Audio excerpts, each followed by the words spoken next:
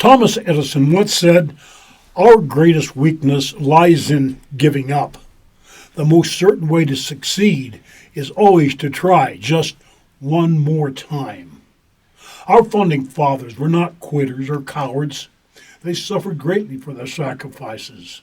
William Tyndale was the first man to translate the New Testament into English. When found out, he was strangled to death. His dead body burned at the stake. His crime?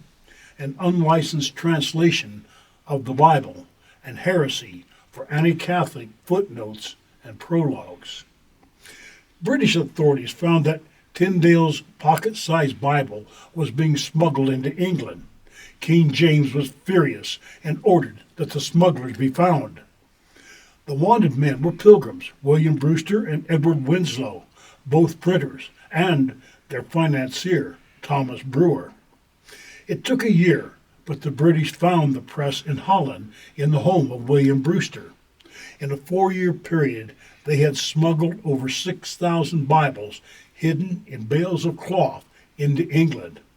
Winslow and Brewster escaped the king's wrath, but Thomas Brewer was arrested, tried, convicted, then sentenced to 14 years in prison.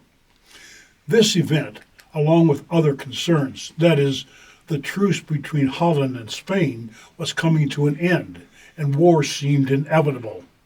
Also, King James could reach across the Channel to harass, threaten, and even jail the Pilgrims. But the most important concern was their children, who were being tempted and seduced by liberal Dutch values.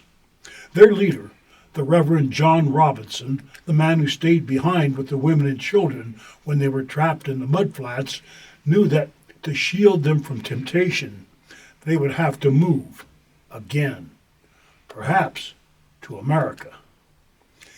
In our next video, we will follow the Pilgrims from Holland back to England. I am Keith McKim, a storyteller and a seeker of truth.